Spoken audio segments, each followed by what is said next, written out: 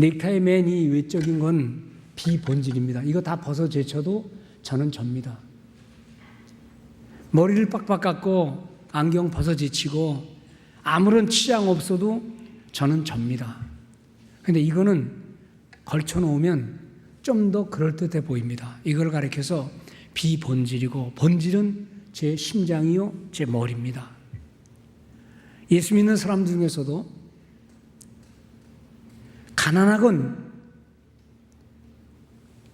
병들건 또는 부자건 많은 걸 배웠건 관계없이 그저 하나님, 나는 죄인입니다.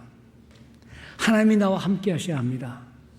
내가 사는 것은 주님을 위한 것이요, 내가 죽는다는 것도 유익한 것은 하나님을 위한 것이라면 그것입니다 라고 고백하면서 본질로서의 삶을 살아가는 우리 모든 성도 되시기를 바랍니다. 비록 세상 많은 사람들이 그리스도 없이도 행복한 것처럼 보이고 성공한 것처럼 보이고 다 행복한 것처럼 보여도 그걸 부러워하지 마세요. 주님이 나와 함께 하심에도 내가 병들었다, 가난하다, 주님 나는 그래도 만족합니다 라는 고백을 하시는 우리 성도 되시기 바랍니다. 오늘 읽은 내용은 왜 이걸 읽었느냐? 사실은 다음 주일도 마찬가지지만 현재 교회에서 행하고 있는 교육 프로그램을 생각하면서 쓴 거예요.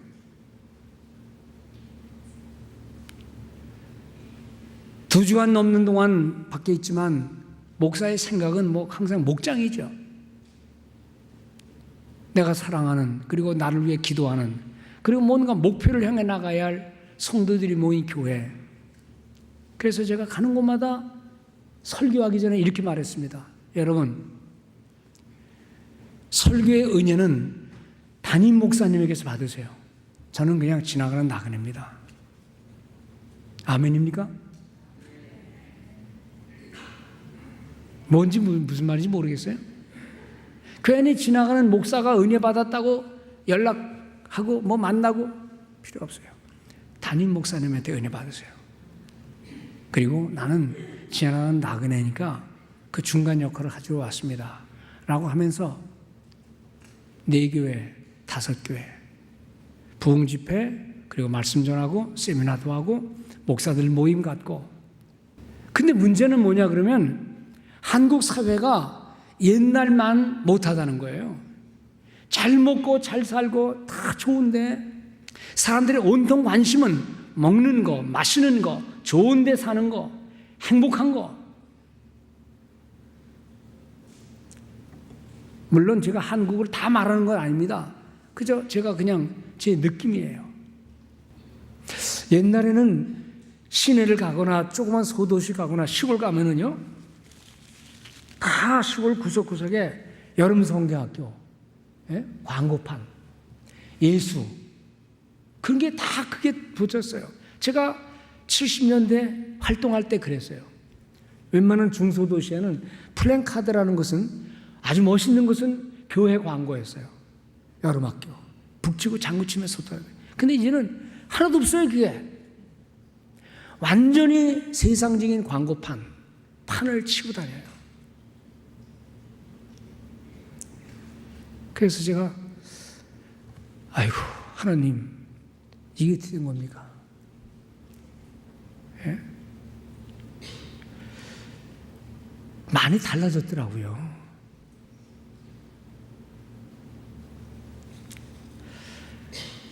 옛날에는 이런 고급 시계도 없어서, 시계가 어디 있습니까? 종을 쳐야만 교회 한 번 치면 초종, 2번 치면 빨리 와라, 3번 치면 이제 예배 시작한다는 거예요.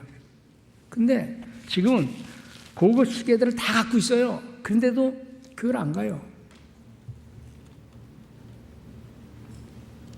부모님들이 자식들을 향해 신앙 교육 제대로 시켰어요. 근데 지금은 학원 보내는 게 다 일이야.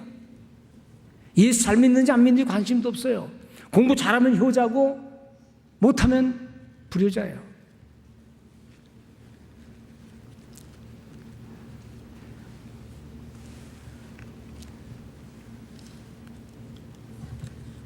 우리가 어두운 세상으로 말을 하잖아요. 종말이라고 그러잖아요. 이 세상 돌아가는 거 보세요.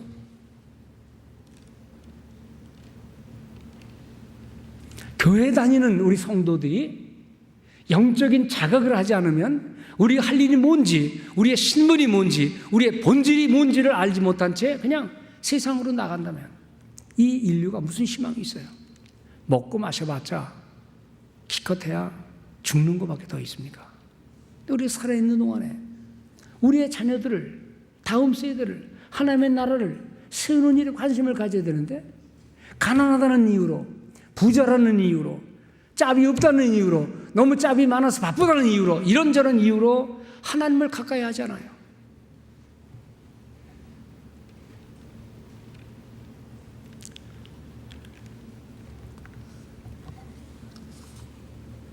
자녀에 대한 부모의 역할, 또 부모에 대한 자녀의 역할, 이 사회를 향한 교회의 역할, 안 믿는 사람들을 향한 신자의 역할.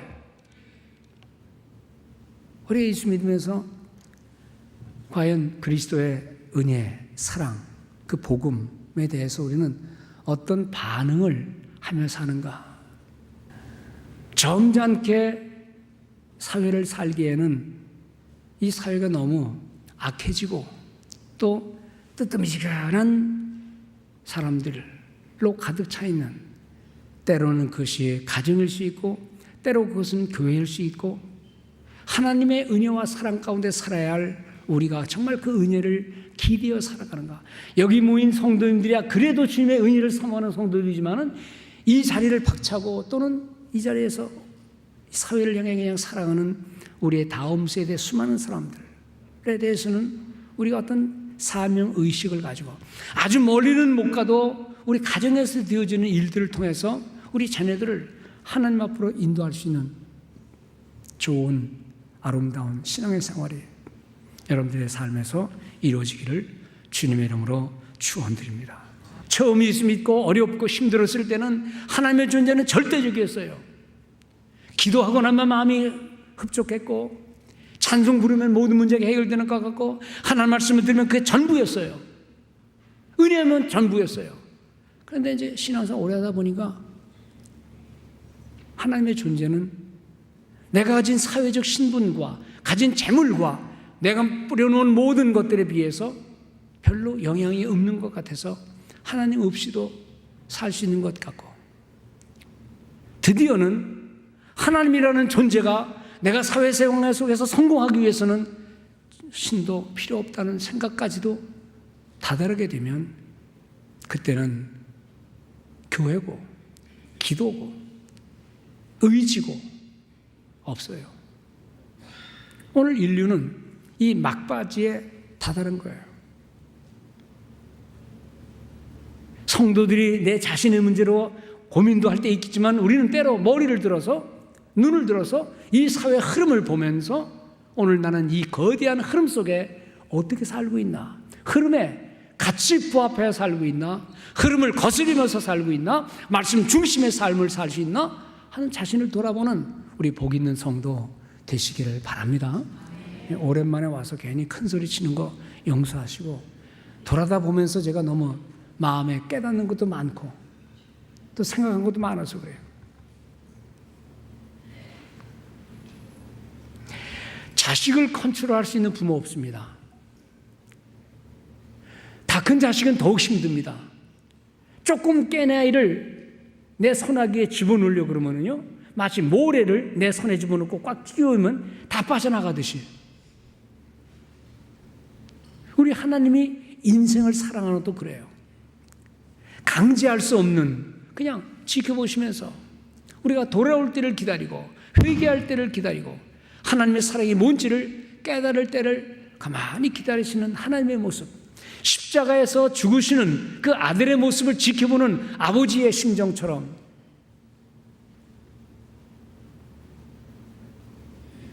쥐면 질수록 다 빠져나가는 것처럼 하나님의 사랑이 강하게 임하면 임할수록 세속에 물든 우리 영혼들은 귀찮아, 왜 잔소리해, 난 그런 얘기 듣기 싫어, 떠나가 버립니다. 그리고는 내 의지와 내 자유대로, 내 식대로 예수를 믿겠다는 그런 방만한 사고방식들이 현대 신앙인들 속에 많다는 거예요. 마치 가정에서 비유하면 너 아이들하고 자식 안 버리게 하려면, 너 자식 잘 만들려면 아이들 내버려 둬야 돼. 너 참견하지 마. 잘못 참견하다가는요, 자식 잃어요. 그래서 우리 애들 보러 가면 잔소리 절대로 안 해요. 그냥 좋은 얘기만 하다 와요. 하고 싶은 얘기는 갔다 와서 이메일로 써요. 메시지를 써요. 직접 얼굴 대고 얘기하다가는 뭔 일이 일어날지도 모르고 다시는 오지 마세요. 그럴 것 같아서 내가 말 안 해요. 그냥. 하나님의 곁을 점점 멀리 떨어져 나가는 우리 인간의 본성을 생각해 보는 거예요. 오늘날 가정의 모습, 자녀들을 향한 부모의 모습, 자녀들이 예수를 잘 믿고 하나님을 믿는 믿음 가운데 효도하면 얼마나 좋겠어요. 그런데 그런 거 관계없이 세상에 성공만 했으면, 출세만 했으면 그 자식 교육 다 한 것으로 생각하는 그런 모습들에 대하여 우리는 다시 한번 생각을 해봐야 한다 이 말입니다. 자녀들의 성공 속에 주님의 은혜가 임하고 있는가? 자녀들의 그 든든한 삶 속에 하나님의 사랑이 그를 붙들어주고 있는가를 생각하면서 우리 부모님들은 끊임없이 자식들을 향해 기도하는, 그리고 자녀들을 향해 끊임없이 신앙에 관심을 갖는, 비록 당장 이루어지지 않는다 할지라도 자녀를 향한 끊임없는 관심에, 신앙의 관심, 말씀, 은혜의 관심을 두는 성도들 되시기 바랍니다. 주님 앞에 기도하라 이 말입니다. 하나님의 사랑이 우리 인류를 향해서 우리가 이 자리에 와 있기까지 하나님의 놀라운 은혜가 얼마나 진하게 그리고 강하게 역사했는지를 생각하면서 우리도 그런 사랑을 우리 자녀들에게 알려주고 실천하면서 이 어두운 시대를 믿음으로 살아가고, 비록 세상 사람들이 어디에 관심을 두든 우리의 심자의 본질적인 관심은 뭐에 드는지를 얘기하는 거예요. 세월호 얘기했잖아요. 세월호 배의 가장 중심은 아무리 폭풍에 무너지고 하더라도 다시 일어서는 복원력이에요. 이 복원력을 이루려면 배 밑바닥에 평형수를 넣어야 되는데 무게를 많이 실른다고 평형수를 빼버리는 이 바보 같은 일을 함으로 무너진 거예요. 지금도 문제가 있잖아요. 물건 많이 실는 게 문제가 아니라 실으려면 복원을 일으키기엔 평형수를 더 많이 부으면 되는데 이 가장 기본적인 물을 빼버리고 딴 걸 심으니까 이게 무너져 버리는 거예요. 여러분들, 사업하시는 분들, 공부하는 분들, 나가서 일하시는 분들, 우리의 분주함이 있을수록 분주함이 우리의 신앙을 빼앗지 아니하도록 분주한 가운데서도 기도하는 거 잊지 마세요. 시간이 아무리 없다 할지라도 하나님과 동행하는 시간을 잊지 마세요. 말씀 읽고 우리의 자녀들을 향해 끊임없이 기도하고, 정말 사랑한다면 자녀들을 향한 눈물을 뿌리세요. 하나님을 신뢰하세요. 오늘 요즘 사회가, 저는 한국 사회를 다 모릅니다. 이 세계 역사를 다 모릅니다. 그런데 굉장히 많은 문제를 가지고 있어요. 이 사회가 지금 어떻게 흘러가고 있고 이 세계가 지금 어떻게 되어가고 있는지에 대한 의식을 가지고 있다면, 이거 뭔가 우리는 정신을 차려야 되겠구나. 옛날에는 방학이 되면 아이들은 엄마와 함께 있었어요. 엄마는 늘 집에 있었기 때문에 빨래하는 것도 도와주고 걱정하는 또 얘기도 들어보고 놀러도 같이 가고 항상 같이 있었어요. 엄마는 그 아이의 가장 훌륭한 스승이었어요. 근데 사회가 밥 벌어 먹어야 되다 보니까 맞벌이 하다 보니 아이는 학교에 가는 것으로, 학원 가는 걸 만족하고 가정의 교육이라는 핵심이 빠져 있어요. 잘 먹이지만은 교육이라는 것은 학원에서 공부하는 것 외에는 참 교육이 아니라고 생각해요. 부모의 모든 고민을 같이 나누고, 부모와 대화를, 일상적인 얘기를 나누고, 부모가 가진 가치관과 부모가 가진 슬픔을 같이 나눌 수 있는 그런 교육이 없어져가는 사회 속에서 우리가 살고 있어요. 여러분들 왜 요셉 학당 왜 하는 줄 아세요? 왜 우리가 애들을 받는 줄 아세요? 아카데미 서머스쿨을. 아이들이 듣지 못한 얘기를 좀 들어보고, 선생들이 그 세계관을 좀 들어보고, 목사가 말하는 모든 세계관을 아이들이 좀 들어보도록 하기 위해서 실험해 보는 거예요. 실험해 보는 거예요. 여러분들, 제가 결혼하는 부부에게 가끔 그런 얘기합니다. 행복한 결혼을 하려면 너 책을 계속 읽어야 된다. 너도 발전해야 된다. 묵은 모습 그대로 있지 마라. 실증 느끼지 마라.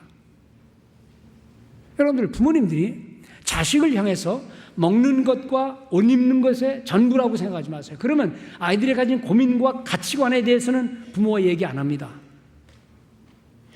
엄마 아빠는 내게 뭔가를 제공해주고 먹을 것과 입을 것과 학비만 대주는 부모님, 거기에서 가치관과 인생관과 세계에 대한 안목을 부모들이 책을 읽고 생각하고 남다른 생각을 하면서 아이들과 대화할 때 아이들은요, 부모를 다르게 생각해요. 우리 엄마 아빠 굉장한 수준이네. 정치적인 논쟁도 할 수 있고, 종교에 관한 이야기도 할 수 있고, 삶의 가치관에 관한 얘기를 할 수 있고,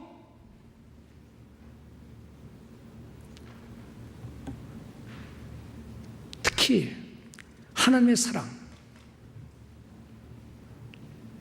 우리 엄마 아빠 마음속에 있는 뼛속 깊이 들어있는 그 아름다운 신앙의 모습들, 삶은 구차하고 가난한 것 같은데 우리 엄마 마음속에 들어있는 저 든든한 어떤 백본이 있어서, 중심이 있어서 그것을 아이들은 보는 거예요.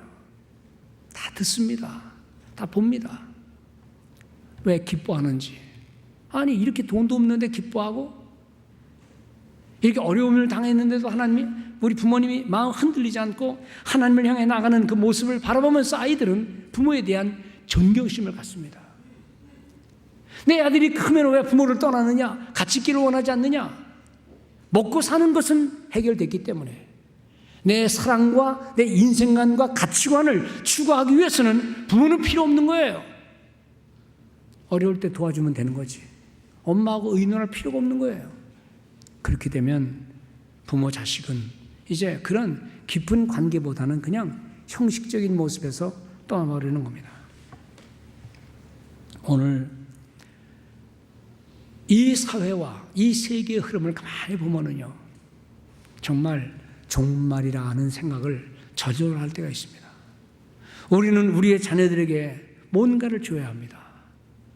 몇 가지를 얘기했습니다. 첫째로 줄 수 있는 것, 우리 부모들이, 선생들이, 우리 어른들이 자녀들에게 줄 수 있는 가장 아름다운 선물, 첫 번째, 믿음이라는 선물을 꼭 주시기 바랍니다.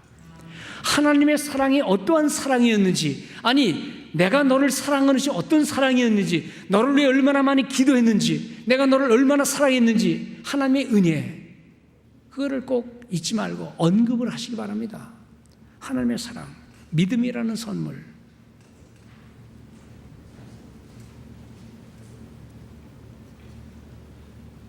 두 번째 선물, 죄악을 이기는 선물.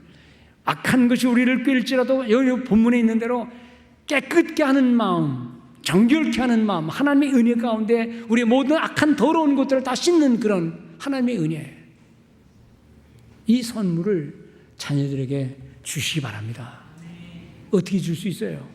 얘야, 하나님이 네 죄를 용서해 주신대. 하나님이 우리의 모든 허물을 용서해 주셨대. 그건 뭐냐? 믿음으로만 가능한 거예요. 절망하지 마라. 실망하지 마라. 좌절하지 마라. 너는 할 수 있다. 그런데 그 모든 할 수 있는 능력은 하나님의 은혜 가운데 있다는 사실을 깨닫게 하는 우리 부모님들 되시기 바랍니다. 세 번째, 다 생략하고 핵심은 세 번째. 따라합시다. 시작. 하나님의 나라와 그의 영광을 위한 선물을 주자.